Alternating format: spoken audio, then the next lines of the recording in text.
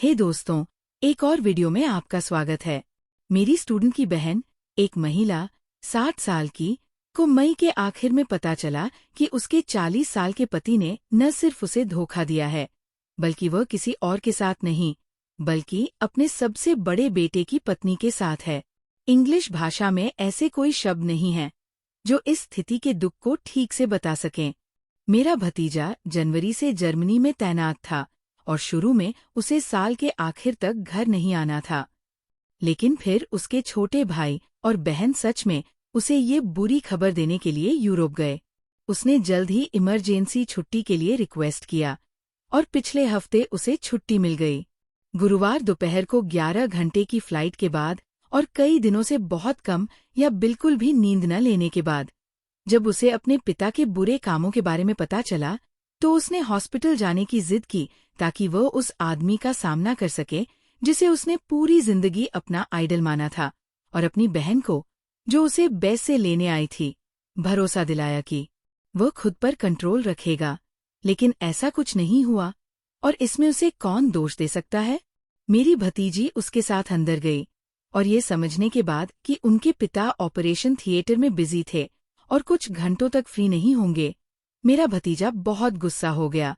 और जब रिसेप्शनिस्ट ने पूछा कि क्या वह उसे शांत करने के लिए कोई मैसेज दे सकती है, तो उसने मना कर दिया।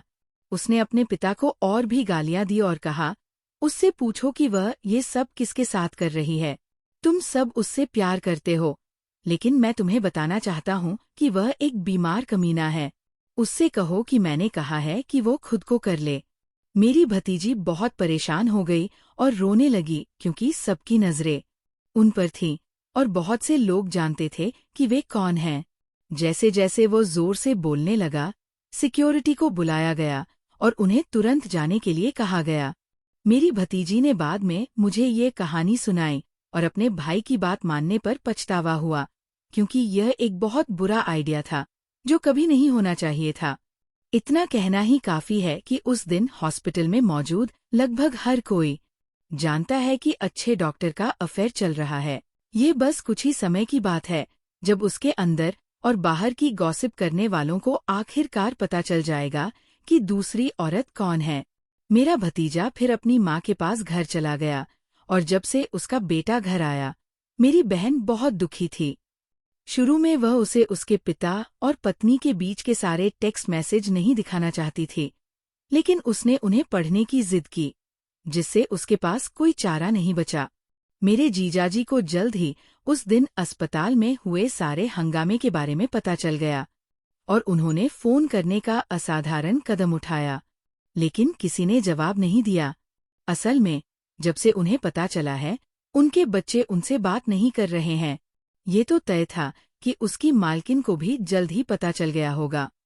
मेरा भतीजा अपने बच्चों से मिलना चाहता था, इसलिए उसने अपनी माँ से उसे उस घर तक ले जाने के लिए कहा जहाँ वह अपनी पत्नी और बच्चों के साथ रहता है।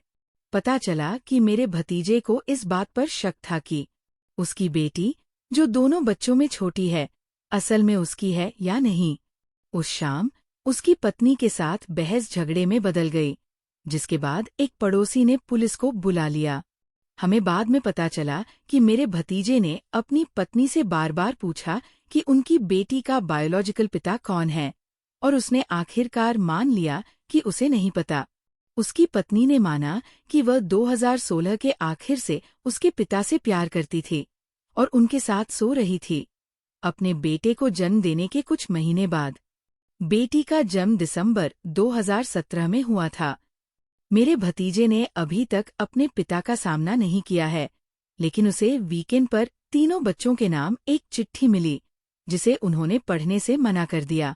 मेरी बहन ने उसे खोला और उसके पति ने दूसरी बातों के अलावा लिखा था कि वह इस असहनीय दर्द और दुख के लिए बहुत दुखी है। वह बिल्कुल भी परफेक्ट नहीं है और समझता है कि अगर उसके बच्चे कभी उससे बात करना या उसे फिर से देखना चाहेंगे या नहीं, और उसे एहसास है कि वह जो कुछ भी कहेगा या करेगा, उससे वो स्थिति नहीं बदलेगी जो उसने पैदा की है। लेकिन उन्हें ये कभी नहीं भूलना चाहिए कि वह अपनी मौत तक उनसे प्यार करना कभी बंद नहीं करेगा। एक ऐसे आदमी की सरासर हिम्मत जिसने दशकों तक अपनी शक्ल, पैसे और सफलता के पीछे खुद को छिपाए रखा और आखिरकार एक दयनीय इंसान बनकर रह गया। मेरा भतीजा वापस जाने से पहले 3 हफ्ते घर पर रहेगा और उसने पितृत्व साबित करने के लिए कोर्ट ऑर्डर लेने के लिए एक वकील की मदद ली है। जिन लोगों से मैं बहुत प्यार करता हूँ, उन्हें इतने ज्यादा दुख और दिल टूटने से परेशान देखना बहुत दुखद है।